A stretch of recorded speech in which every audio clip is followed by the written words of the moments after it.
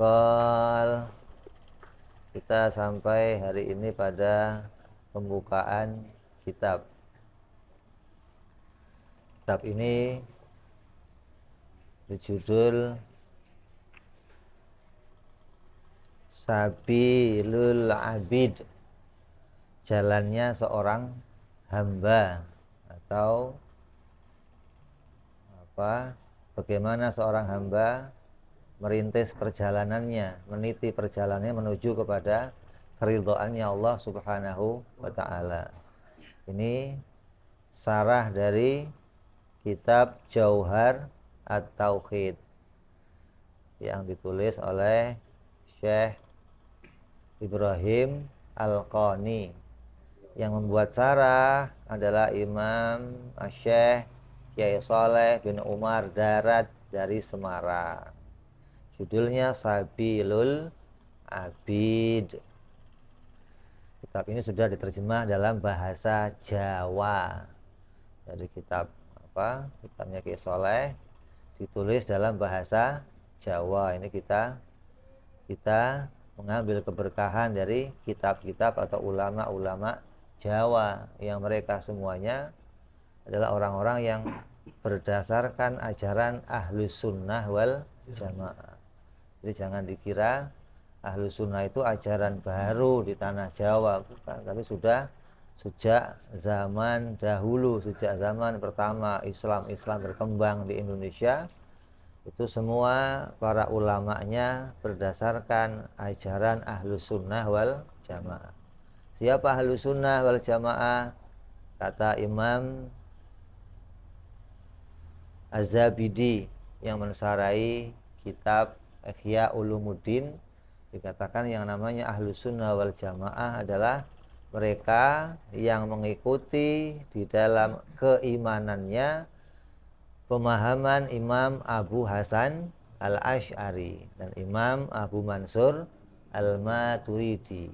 Maka orang yang mengikuti jalannya kedua orang ini maka disebut Ahlus Sunnah wal Jamaah. Hingga di dalam madhab fikihnya maka mengambil salah satu dari 4 madhab. Ada Imam Abu Hanifah, Imam Malik, Imam Syafi'i, atau Imam Ahmad ibnu Hanbal. Maka itulah jalan atau secara umum. Kemudian di dalam tasawufnya mengikuti Imam Junaid Al-Baghdadi atau Imam Al-Ghazali radhiyallahu anhu. Jadi ajaran Ahlus Sunnah wal Jamaah adalah sesuatu yang menjadi thariqah yang berjalan sejak zamannya para sahabat-sahabat Nabi Muhammad sallallahu alaihi wasallam hingga terus kepada jalan kita hari ini.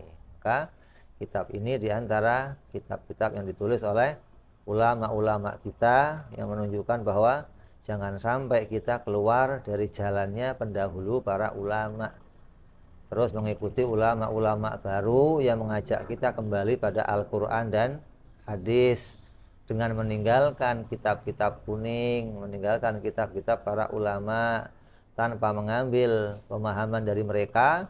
Maka kita diajak mundur, bukan diajak maju, bukan, kita diajak mundur dari memahami agama. Kenapa? Karena dengan jalan modal memahami Al-Quran dan hadis, maka itu membutuhkan pemahaman keilmuan yang sangat luas, butuh berpuluh-puluh fan ilmu untuk langsung memahami Al-Quran dan hadis.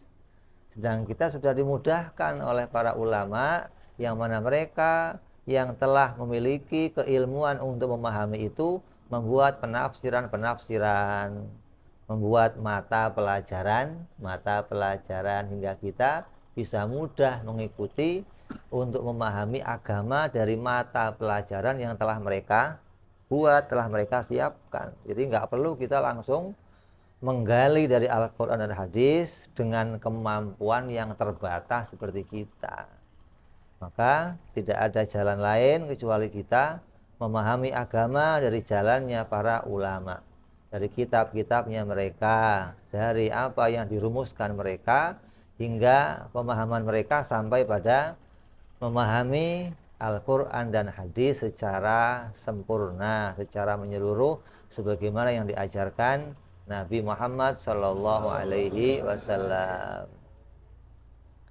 Jadi kita akan mengambil hikmah pelajaran dari Syekh Ibrahim Al-Qani, yang mudah-mudahan kitab yang matan yang beliau susun, yang beliau rangkai, bisa mengambil, bisa membawa kita mendapatkan tambahnya keilmuan, tambahnya keimanan, tambahnya pemahaman tentang Allah Subhanahu wa taala, tentang Rasulullah sallallahu alaihi wasallam.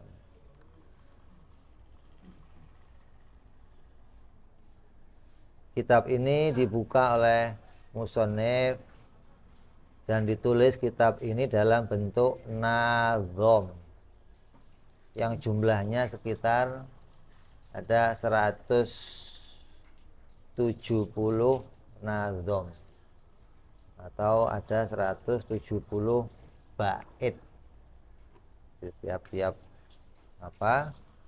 tiap-tiap kitab ini isinya adalah bait-bait yang berisi pemahaman-pemahaman tentang akidah Ahlus Sunnah wal Jamaah. Kalau biasanya kita baca kitab itu tersusun dalam bentuk sajian kitab yang berurutan, kalau kali ini kita disajikan dalam bentuk nazom atau bait-bait syair, yang kalau kita bacakan bisa jadi sebuah lirik, bisa jadi nada. Kalau yang kreatif nanti bisa membaca sambil diiringi hadroh, sambil diiringi, kayak kitab yang tempo hari kita baca, Aqidatul Awam, itu kan sudah umum dinaldomkan, abda'u bismillahirrahmanirrahim, sudah umum. Ini kita juga mengambil nazom dari Syekh Ibrahim Al-Qani. Bismillahirrahmanirrahim. Alhamdulillahi ala silatihi, summa salamullahi ma'a salamihi ala nabi ja'a bitauhidi, wa qad khalad dinu ala tauhidi. Artinya, segala puji bagi Allah atas segala pemberian-pemberiannya.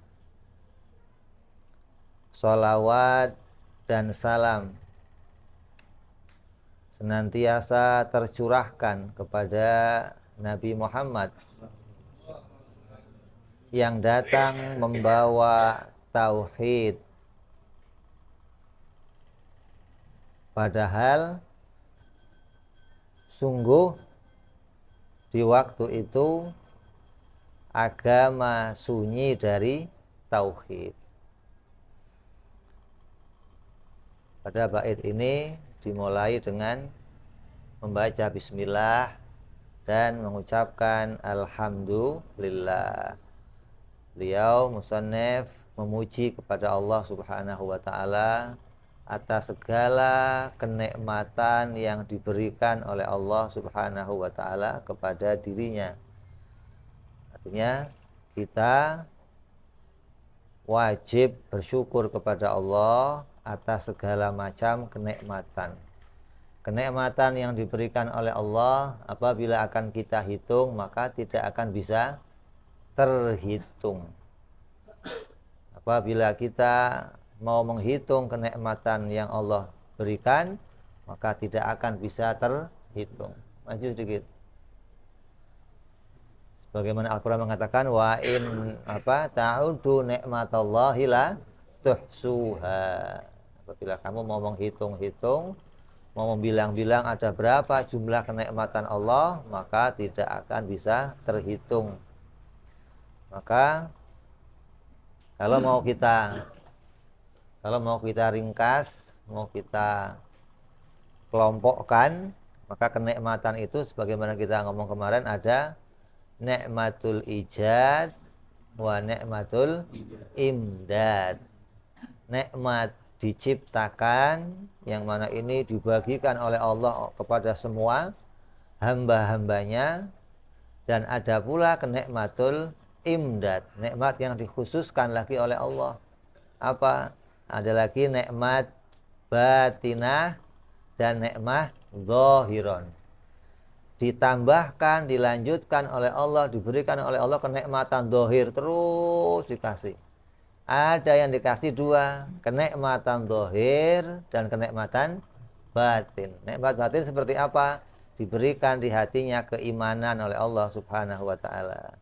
Ada yang diberikan kehidupan terus di dunia tapi nggak dikasih iman oleh Allah Subhanahu wa taala. Jadi ada pada nikmatul imdad, ini nikmat zahir dan nikmat batin, dan kita mendapatkan kedua-duanya hari ini.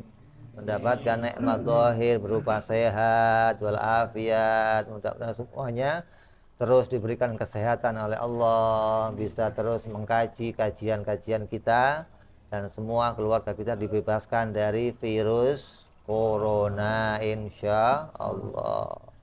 Dan yang terpenting disehatkan pula batin kita oleh Allah, dibersihkan daripada keraguan-raguan, dibersihkan daripada dzon, syak, wahmun, dibersihkan oleh Allah daripada hasud, daripada kibir, riya. Ini anugerah yang mulia dari Allah Subhanahu wa taala kepada kita yang wajib kita syukuri. Ya, apabila kita tidak pernah bisa melihat kenikmatan itu, maka nggak akan bisa mensyukuri. Orang yang nggak pernah tahu, nggak pernah melihat sebuah pemberian, maka dia nggak akan bisa bersyukur pada pemberian itu. Tapi kalau kamu bisa melihat itu sebagai sebuah kenikmatan, maka kamu akan bisa mensyukurinya. Maka wajib mengenali bahwa dirinya mendapatkan nikmatul ijad dan nikmatul imdad, hingga senantiasa bisa bersyukur kepada Allah Subhanahu wa taala. Yang pertama, dibuka kitab ini dengan segala puji hanya milik dan untuk Allah Subhanahu wa ta'ala. Apa itu yang namanya pujian? Pujian secara bahasa, alhamdu secara bahasa, itu bahasa Arab. Kalau diterjemahkan artinya pujian. Alhamdu sama dengan pujian. Diartikan secara bahasa Arab, apa sih pujian itu? Pujian itu adalah ucapan yang baik kepada sesuatu yang baik. Ucapan yang baik pada sesuatu yang baik itu namanya muji. Nah, kalau ucapan yang jelek pada sesuatu yang jelek namanya apa? Hah? Mencela, mengejek. Hah? Nah, kalau ucapan yang jelek pada sesuatu yang baik apa? Menghina, merendahkan, melecehkan. Nah, kalau sebaliknya ucapan yang baik pada sesuatu yang jelek namanya nyindir. Jadi kalau kamu ada sesuatu yang baik, terus kamu berikan pada dia ucapan yang baik, maka berarti kamu sedang memuji sesuatu. Kayak kamu lihat batu permata, kamu angkat, kamu puji, keren banget nih batu. Ucapan yang baik pada sesuatu yang baik namanya apa? Memuji. Kamu sedang memuji sesuatu.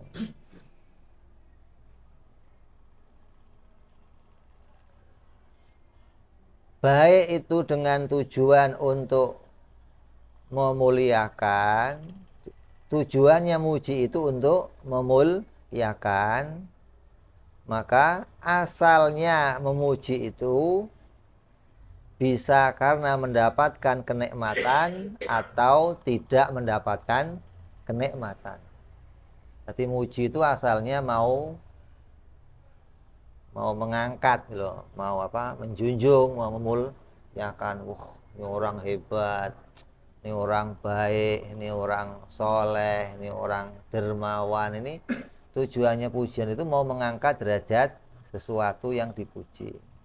Lah, asalnya memuji itu apa? Baik karena dia mendapatkan sesuatu ataupun tidak karena mendapatkan. Kalau kamu dapat sesuatu terus muji yang ngasih, pantas namanya. Hah? Anjing kamu kasih tulang, itu ekornya kibas-kibas ya. Tanda apa itu? Mau kawin? Bukan, tanda terima kasih maksudnya. Maka manusia juga begitu, kalau manusia dikasih kebaikan, maka dia pantasnya akan memuji sama yang ngasih. Lah kalau nggak dikasih kebaikan tapi memuji, tujuannya memuliakan, ini juga bagian dari disebut sebagai pujian secara bahasa gitu loh. Jadi kalau kamu kok muji Cina, kamu muji orang kafir, kamu muji wah kaya banget, wah hebat banget, wah keren banget, boleh nggak? Boleh, karena itu pujian secara bahasa. Memuji sesuatu apa, memberikan apa, ungkapan yang baik pada sesuatu yang baik. Bukan bukan apa, bukan melihat statusnya apa saja. Mau itu benda mati, mau itu benda hidup, mau itu cincin, mau itu mobil, mau itu perbuatan seseorang, mau apabila kelihatan pada diri kita kok ada sisi kebaikan, maka ketika kamu berikan dia ungkapan yang baik, maka disebut kamu memuji gitu loh. Jadi nggak harus, kalau orang kafir nggak perlu dipuji, ya boleh saja.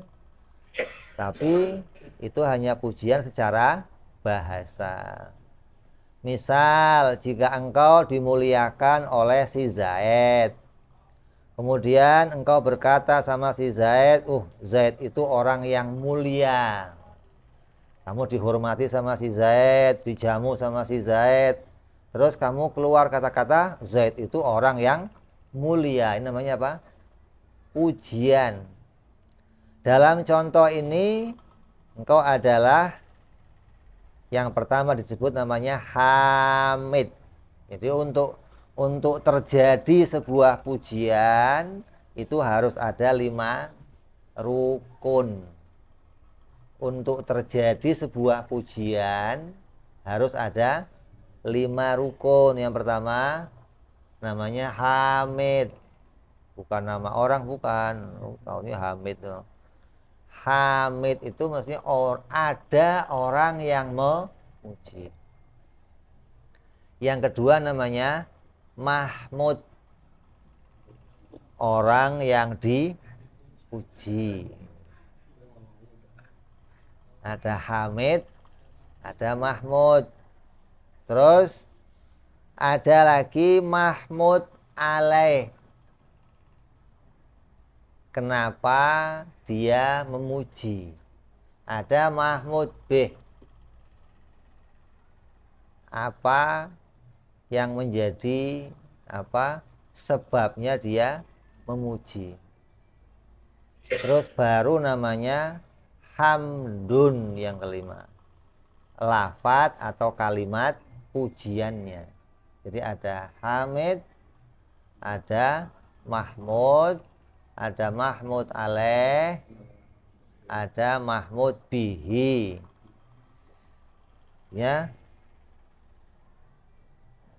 Kenapa tiba-tiba dia itu memuji seseorang? Maka itu menjadi bagian dari rukunnya sebuah pujian.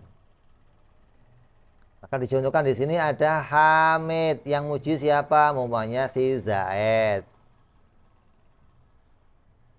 Yang muji umpamanya engkau atau seseorang. Terus yang dipuji siapa? Si Zaid. Nah, ungkapannya apa? Zaid itu orang yang dimuliakan.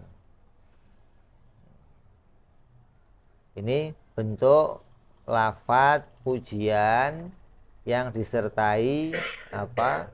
Zaid itu mendapatkan sebuah kenikmatan dari si apa, kita mendapat kenikmatan, seseorang mendapat kenikmatan dari si Zaid. Dia diajak makan, disuguhin macam-macam, maka karena mendapat itu semua dia memuji si Zaid.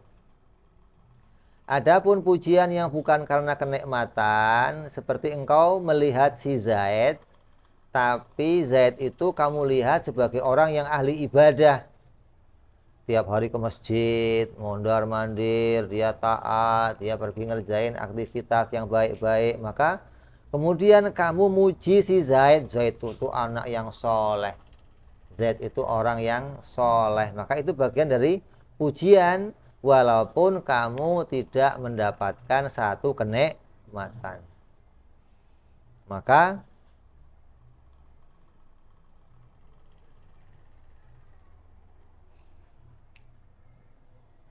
pujian tadi harus ada lima rukun. Hamid, orang yang memuji. Mahmud, orang yang dipuji. Kemudian Mahmud alaih, pujian itu sendiri, apa inti dari pujiannya. Kemudian Mahmud bih, yang membuat atau membangkitkan orang itu melakukan sebuah pujian.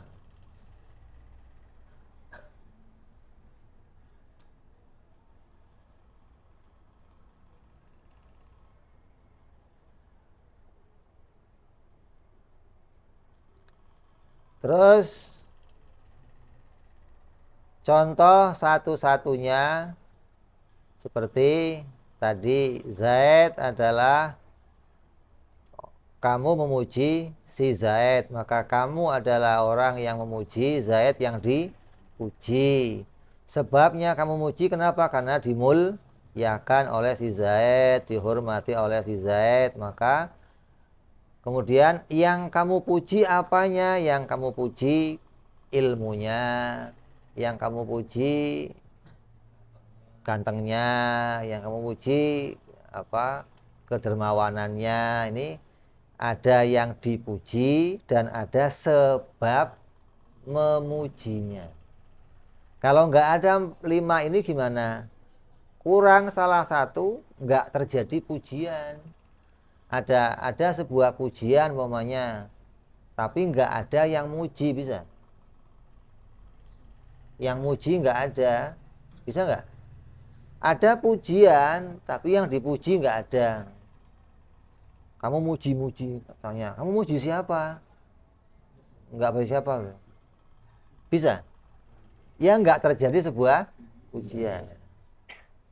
Kamu muji, tapi nggak ada sasaran yang kamu puji, ya nggak bisa. Kamu muji, nggak ada sebab yang membangkitkan kamu muji, ya nggak bisa. Namanya apa? Ngelindur. Tahu-tahu muji, kenapa? Ya pengen ngomong aja, oh ngelindur nih orang. Ngigo namanya. Jadi untuk menjadi sebuah pujian harus ada 5 rukun. Itu baru nanti lafadz pujiannya. Alhamdulillah, atau pujian kepada makhluk. Z itu anak yang soleh, Z itu anak yang mulia, Z itu orang yang baik, Z itu orang yang rajin. Ini kalimatnya, kemudian muncul kalimat pujian setelah 4 rukun di atasnya terpenuhi.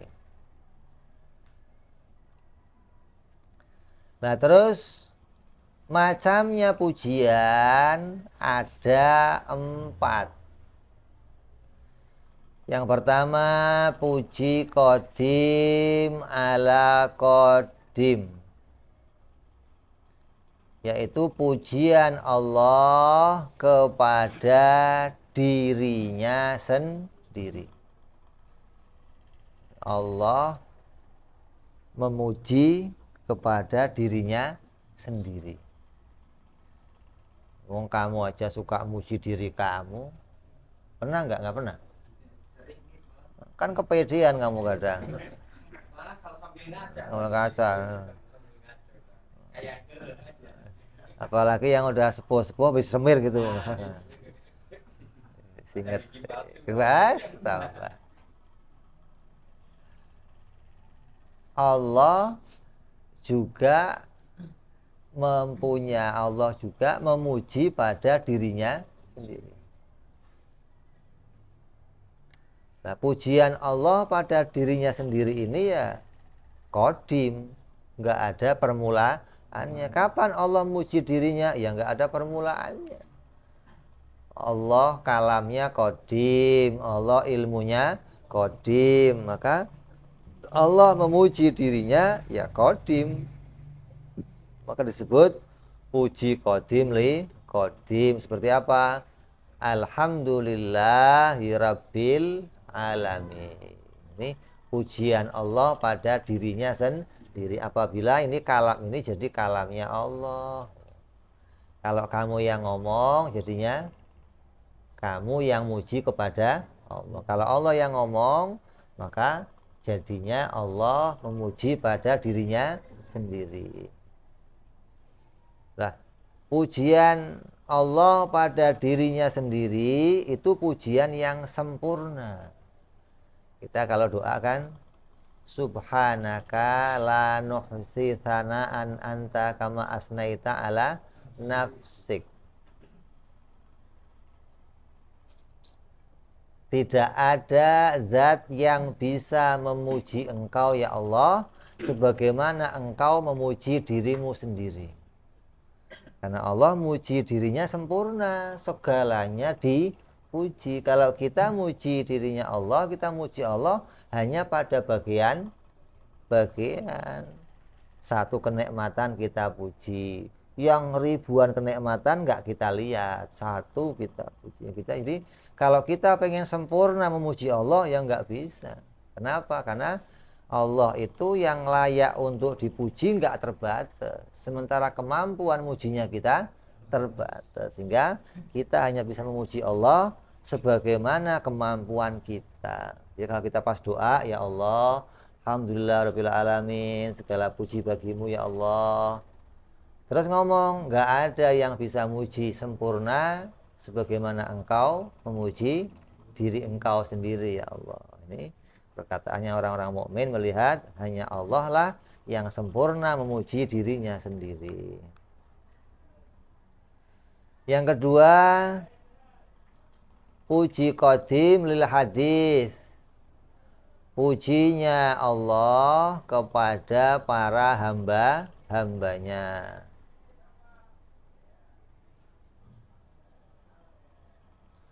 Seperti Allah memuji para nabinya.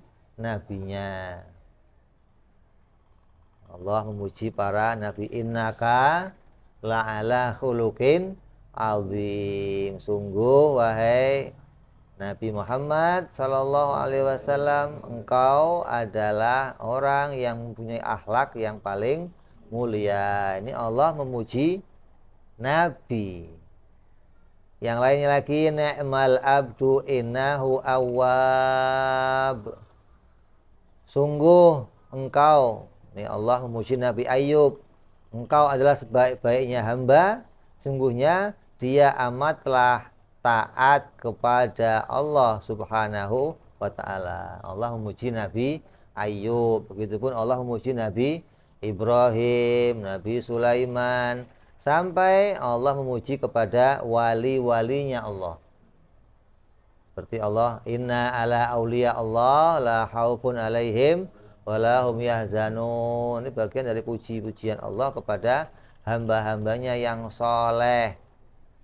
Ini puji qadim lil hadis kepada hamba-hambanya Allah. Maka puji ini diciptakan oleh Allah subhanahu wa ta'ala. Terus puji hadis li hadis, pujian makhluk kepada makhluk. Seperti kita memuji sesama kita. Muji sama manusia, kita muji kepada nabi, muji kepada malaikat, muji kepada hamba-hamba Allah yang lain, namanya pujian makhluk kepada makhluk. Yang keempat, puji hadis liqadim, pujian makhluk untuk Tuhan, untuk apa? Kepada Allah Subhanahu wa taala. Seperti kita memuji alhamdulillahirabbil alamin. Segala puji bagi Engkau ya Allah. Ini pujian kita adalah pujian dari makhluk yang dipujikan kepada Allah Subhanahu wa taala.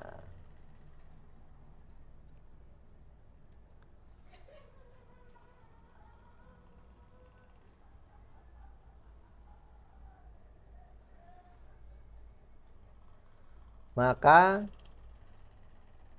puji yang 4 tadi kalau mau disenderkan kepada Allah Subhanahu wa taala, maka maknanya pujian yang pertama itu untuk Allah atau haknya Allah. Puji yang 3 itu miliknya Allah. Kalau kita mau jadikan apa di dalam bacaan, segala puji. Kita sering dengar kan? Orang ngertiin penerjemah itu segala puji hanya milik Allah. Kalau segala puji maksudnya yang 4 ini, maka yang 4 ini bukan semuanya milik Allah. Tapi yang milik Allah cuman 3. Yang 3 apa saja? Pujian Allah kepada makhluk, pada para nabi. Pujian makhluk kepada makhluk. Pujian makhluk kepada Allah. Itu dimiliki oleh Allah. Nah, kalau pujinya Allah pada dirinya Allah sendiri, yang enggak diciptakan, itu qadim, maka itu enggak dimiliki oleh Allah. Dimiliki itu maknanya diciptakan oleh Allah. Kalau puji qadim ala qadim itu haknya Allah. Maka kalau mau dimaknai alhamdulillah itu diartikan segala puji hanya milik dan untuk Allah. Kalau segala itu masuk pujian yang 4 ini. Kan segala itu kan banyak. Kamu kalau tanya sama orang, ada orang nafsirkan segala puji bagi Allah. Segalanya itu ada berapa? Tanya. Hah? Kamu ngomong segala puji bagi Allah, segalanya itu ada berapa? Ada berapa? Ada 4 ini. Artinya segala macam pujian jumlahnya cuma 4 gitu loh. Jadi sedunia sampai akhirat ada bentuk pujian. Kalau mau kita mau kita perincikan, mau kita kumpulkan, maka semuanya hanya jadi 4 macam pujian saja. Tapi kalau kita kemudian mau kembali kepada Allah, segala puji itu yang 4 tadi, yang menyeluruh itu milik dan untuk Allah. Yang milik mana? Pujian saya kepada sesama, diciptakan oleh Allah, dibuat oleh Allah. Pujian saya kepada Allah, ya diciptakan oleh Allah. Jadi kalau kamu kok ketemu ada orang muji kamu jangan kepedean.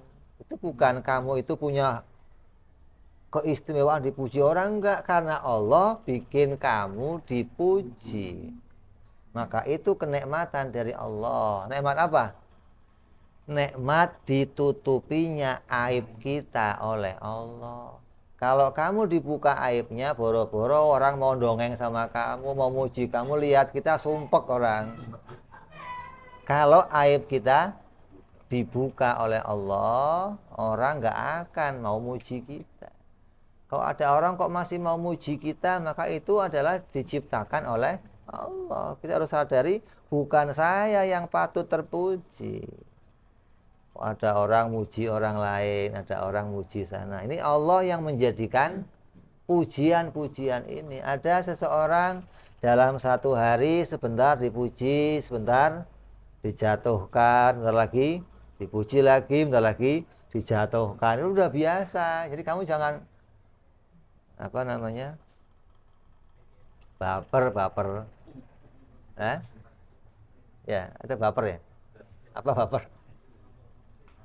Kalau ada orang muji lain, untuk kalau dicaci lain. Terus jangan, kalau ada orang nyaci ya kita lihatnya nih Allah lagi jadikan ujian pada saya. Jadi, kita hanya melihat yang menjadikannya itu hanya Allah. Maka segalanya akan jadi alamat kepada keberadaan Allah Subhanahu wa taala. Kalau nggak lihat ke situ nanti akan kita tuduh muncul dari selain Allah. Pujian saya kepada sesama, saya bisa muji Allah, itu karunia Allah. Ada orang yang nggak bisa muji Allah. Hah? Sampai Allah itu nggak, sampai kenikmatan Allah nggak terlihat pada dirinya. Nikmat yang segini gedenya ini nggak terlihat bagi dia. Allah nggak pernah ngasih nikmat. Kapan datangnya Allah ngasih nikmat? Dikira kalau ngasih itu, nah nih terima nih. Hah? Dikira kayak anak kecil didatangi sama pakai apa? Permen. Makanya orang-orang PKI kalau ngajarin apa itu? Coba minta permen sama Allah, gitu dikasih enggak? Coba minta permen sama Bu Guru, dikasih enggak? Nih, jadi Allah itu enggak ada, Bu Guru ada. Nah, PKI itu begitu ngajarinnya.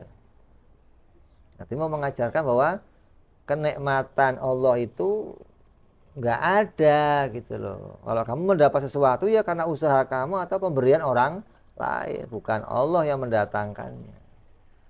Ini harus kita rubah. Kita jangan sampai menjadikan anak istri kita itu menyembah kita. Bahaya ini. Kamu bisa nyetak anak istri kamu nyembah kamu. Kamu jadi Fir'aun kedua maksudnya. Ketika apa? Ketika kamu menyampaikan bahwa rezeki yang kamu kasih tiap hari ke anak kamu, ke istri kamu anggap itu dari saya ini. Hingga anak kamu, bini kamu menganggap ya itu dari usahanya laki saya. Nanti begitu lakinya mati, baru anak bininya gerung-gerung. Wah, Tuhan saya mati. Sekarang yang ngasih saya makan siapa lagi? Yang ngasih nafkah saya siapa? Nah, coba dari awal dikasih tahu ini ada rezeki dari Allah. Ini Allah apa titipan dari Allah ini, hingga ketika dia mati nggak ada urusan, Allahnya nggak mati. Yang nganterin biarin mati, yang lain masih ada yang nggak mati gitu loh. Jadi kamu nggak menjadikan kamu sebagai Tuhan, ini bahaya. Jadi banyak orang apa begitu suaminya meninggal istrinya stres, istrinya apa jadi orang yang putus asa, nggak punya harapan karena tadi dianggap segalanya diperoleh dari usahanya suaminya. Tapi kalau kita luruskan bahwa ini dari Allah ini, maka datangnya itu akan kembali dia bisa sampai senantiasa memuji kepada Allah walaupun kelihatannya yang ngasih suaminya. Kamu ada orang ngasih kamu, ya kamu terima kasih, makasih ya. Tapi pujiannya kembali kepada Allah. Alhamdulillah. Ini hanya nganterin. Jawabannya apa? Jawaban yang terbaik kalau ada orang yang nganterin kamu kebaikan apa? Jazakumullah khairan jaza. Semoga kamu mendapatkan balasan dari Allah, balasan kebaikan. Gitu. Kenapa? Karena kamu mengantar kebaikan kepada saya. Jadi kita mendoakan semoga dia mendapatkan balasan kebaikan. Ini pujian yang tiga itu milik Allah. Kalau pujinya Allah pada dirinya sendiri, yaitu puji qadim, itu yang haknya Allah. Terus adapun hamdun atau pujian menurut istilah. Itu tadi hamdun menurut bahasa Arab. Adapun hamdun atau pujian menurut syar'i, menurut agama itu adalah sebuah aktivitas, sebuah perbuatan. Berarti bentuknya bukan hanya ucapan. Kalau tadi bentuknya hanya ucapan yang baik. Kalau ini perbuatan. Maka bisa bentuknya ucapan dan bisa pula bukan ucapan. Perbuatan yang baik yang menunjukkan pengagungan kepada zat yang memberikan nikmat.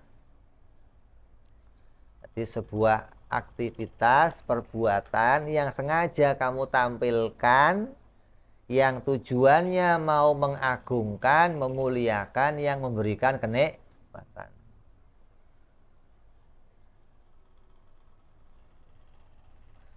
Di mana yang memberikan kenikmatan tersebut telah memberikan kenikmatannya kepada dirimu atau kepada orang lain.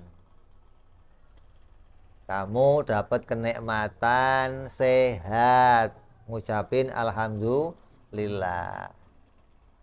Allah maha baik, segala puji bagi Allah. Yang muji siapa? Saya. Yang dipuji siapa? Allah. Kenapa muji? Mendapatkan kesehatan. Apa yang dipuji? Yang dipuji apanya? Kebaikannya, kekarimannya. Yang dipuji ada. Sebabnya muji mendapatkan kebaikan, kesehatan, mendapat iman, lulus sekolah, dapat pekerjaan, bini yang ketiga, dapat. Iya, masa nggak bersyukur ya? Alhamdulillah dong. Hah? Kalau dua susah, tiga.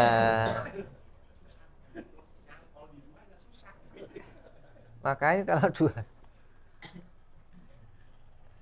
maka wajib syukur.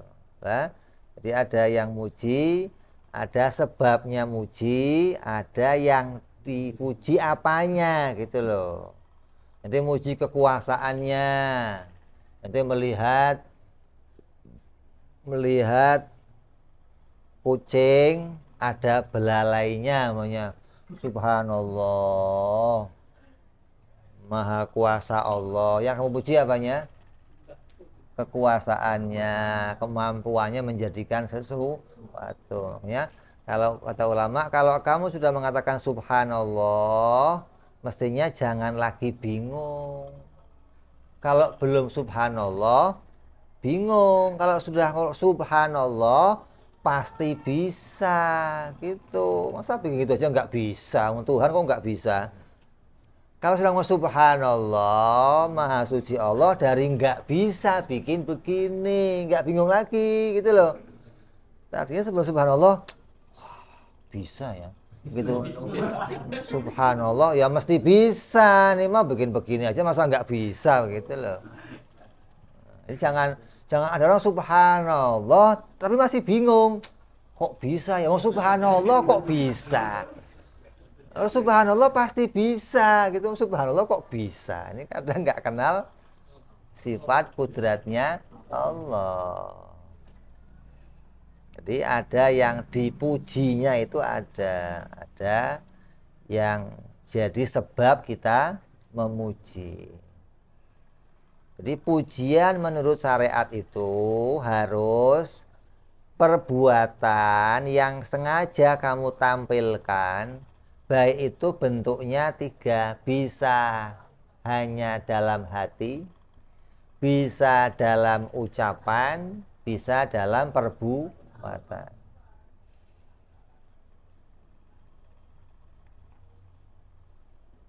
Kayak apa? Kita mendapat suatu kenikmatan, kita muji kepada Allah. Atau anak kita dapat kenikmatan, tetangga kita dapat kenikmatan, kita muji kepada Allah. Artinya kamu melihat adanya kebaikan yang diberikan oleh Allah. Karena kebaikan itulah kamu muji kepada Allah. Jadi sebabnya muji kenapa kamu? Karena Allah menjadikan kebaikan pada anak saya. Yang kamu puji apanya? Kebaikannya Allah, karimnya Allah, rahmannya Allah. Ini jadi ada sebab di mana kamu memuji kepada Allah Subhanahu wa taala atau kepada orang lain, maka ini namanya pujian secara syariat. Harus bentuknya sebuah salah satu dari 3 perkara. Ucapan, keyakinan ataupun perbuatan. Perbuatan kayak apa umpamanya? Ya kamu ada orang yang baik, yang biasa ngasih kamu sesuatu, ngurusin kamu, datang ke rumah kamu siapkan tempatnya, kamu kasih. Ini orang yang lihat itu tahu, oh ini orang tandanya dia menghormati saya. Itu bentuk pujian tapi nggak pakai ucapan, pakainya perbuatan. Ada yang pujiannya langsung bentuknya diucapkan. Biasanya ya tukang-tukang gombal juga begitu. Tukang gombal-gombal, tukang ngepuk-ngepuk orang itu paling jago ngatur ucapan. Perbuatan mah nggak bisa. Kalau ngomong pinter maksudnya. Ada lagi yang bentuknya cuman hati. Hati ini biasanya nggak bisa terlihat. Gimana lihat pujian di hati? Tapi bisa kelihatan biasanya bersamaan dengan munculnya perbuatan atau bersamaan dengan munculnya ucapan. Nanti kelihatan gitu loh. Kamu pulang bawa duit hasil kerja kamu. Mak, bikinin kopi. Bikin kopi. Udah wanginya tumpah semua ditatakan sambil oh ini mah nggak ngerti terima kasih ini mah. Dia nggak usah ngomong, kelihatan sama-sama ngasih teh, sama-sama ngasih minuman, tapi dalam hatinya nampak nih orang nggak seneng nih. Jadi kalau cuman hati doang nggak nampak, tapi biasanya akan nampak ketika dibarengi sama perbuatan atau ucapan. Kasih duit seharian Pak kerja, iya berapa nih, makasih. Lu makasih apa? Itu kayaknya sama-sama ngucapin tapi kelihatan gitu loh, yang di hatinya kelihatan gitu loh. Jadi perbuatan itu sama dengan kita kepada Allah. Ada orang sholat subuh muji kepada Allah, ya pokoknya bismillahirrahmanirrahim, alhamdulillahirrahmanirrahim, pokoknya keluarnya apa aja yang penting sholat subuh. Bukan betul-betul muji Allah, alhamdulillah pagi saya dibangunkan ya Allah, kau kasih saya kesempatan hidup lagi ya Allah. Pujiannya betul-betul muncul dari hati. Enggak, saking kesel dibangunin bismillahirrahmanirrahim. Orang muji ya Allah, apa sholat apa-apa. Kalau dia betul-betul muji kepada Allah, betul dia menyampaikan pujiannya ya dengan hatinya, dengan ucapannya, dengan perbuatannya, disempurnakan semuanya. Bukan hanya menampilkan salah satunya saja, tapi yang lainnya nggak tampil. Apalagi hati ini akan kelihatan ketika ada pekerjaan atau perbuatan yang membarenginya akan nampak tuh. Ini ada pujian di hatinya atau enggak ada. Lah, pujian yang bentuknya 3 ini, maka ini jadi amal yang dapat pahala gitu loh. Ada amal gerakan, ada amal ucapan, ada amal hati. Nah, ini yang dapat pahala. Kalau secara bahasa ya nggak dapat pahala. Kalau secara syariat maka itu akan dapat pahala. Artinya ada kebaikan yang akan diperoleh ketika seorang itu sengaja menampakkan perbuatan yang baik atau ucapan yang baik kepada sesuatu yang baik yang telah memberikan satu kenikmatan, baik sama orang ataupun kepada Allah. Kan dikatakan man lam yashkurin nas lam yashkurillah. Siapa yang nggak bisa bersyukur sama manusia, dia nggak bisa syukur kepada Allah. Artinya nggak ada jalannya gitu loh. Jalannya kita syukur kepada Allah itu ada pula yang jalannya lewat orang ini, orang nganter kebaikan. Jadinya kita makasih ya, kamu mudah-mudahan dapat balasan yang banyak, kebaikan yang banyak. Kenapa? Kamu nganterin kebaikan yang datang dari Allah kepada saya. Ini bentuk seorang bisa memuji kepada Allah karena tahu dia didatangkan kebaikan oleh Allah Subhanahu wa taala. Maka pujian yang seperti itu pujian yang mendatangkan kebahala atau kebaikan bagi kita. Ini namanya pujian secara syariat. Bentuknya harus sebuah perbuatan atau ucapan atau keyakinan. Oleh karena itu saat seseorang hamba melakukan perintah Allah dan menjauhi larangan Allah, maka itu dinamakan hamid. Orang yang sedang memuji kepada Allah. Dengan pengertian hamid secara istilah. Hamid secara istilah agama. Hamid secara istilah itu sama pula dengan syukur secara bahasa. Nanti kaitannya sama syukur. Ada memuji, ada bersyukur. Itu kaitan.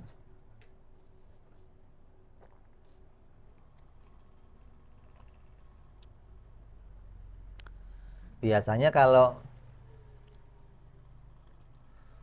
udah ada syukur baru muncul puji. Biasanya syukur dulu.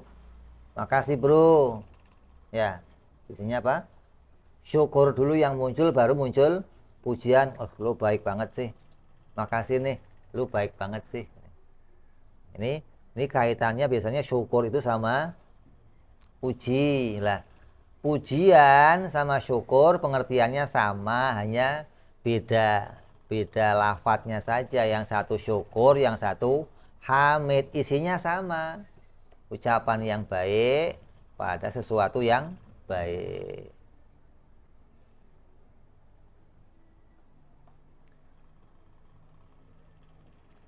Kalau secara istilah lah, kalau syukur secara istilah ini lebih khusus dari puji secara istilah. Kalau puji secara istilah itu bisa salah satu dari 3 ucapan, keyakinan atau perbuatan. Bisa salah satunya. Tapi kalau syukur secara istilah, maka harus 3-tiganya jadi satu. Dalam satu perbuatan ada pula ucapannya, ada pula contohnya kayak apa?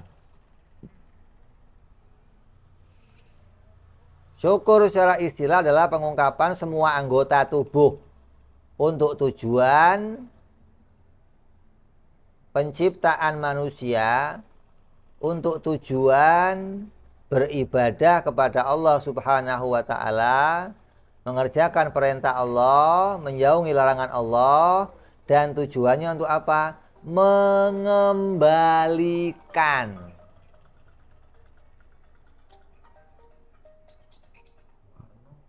Kurang ajar.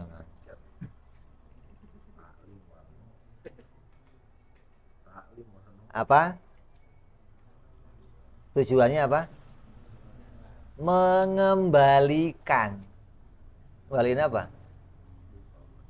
Mengembalikan apa? Segala yang diberikan Allah dikembalikan kepada Allah. Itu syukur namanya. Syukur itu perbuatan yang baik atau pada sesuatu yang baik yang tujuannya mengembalikan semua yang telah diberikan Allah kepada Allah. Kamu dikasih mata, matanya dipakai untuk ibadah, itu syukur bentuknya. Kamu dikasih kaki, kakinya dipakai untuk ibadah, itu namanya syukur. Jadi mengembalikan apa yang diberikan Allah untuk jalannya ibadah. Salah satu contohnya apa? Hah? Bentuknya syukur apa? Sholat. Kenapa? Di dalam sholat ada tiga-tiganya sekaligus. Ada ucapan, ada perbuatan, ada i'tiqad, keyakinan. Artinya ada bentuk apa? Ungkapan hatinya kepada Allah, ada perbuatannya dengan baik, ada ucapannya yang baik. Maka sholat itu bentuk syukur yang sempurna. Tiga-tiganya ada di sana. Makanya ada ayat Quran yang katakan wa qalilun min ibadiyasy syakuro. Dan sungguh sangat sedikit hamba-hambaku yang bisa bersyukur. Maknanya syukur secara istilah, bukan syukur secara bahasa. Kalau syukur bahasa bisa ucapan, makasih. Dikasih sakit tadinya sehat, ya Allah, makasih, ya Allah, alhamdulillah. Tapi habis itu maksiat. Berarti itu enggak syukur. Syukurnya hanya secara bahasa, ngucapin terima kasih, tapi badan dipakai maksiat. Sakit mata, kasih obat, sehat, alhamdulillah, matanya buat maksiat. Berarti ucapan syukurnya hanya syukur secara bahasa, tapi enggak syukur secara istilah. Kemudian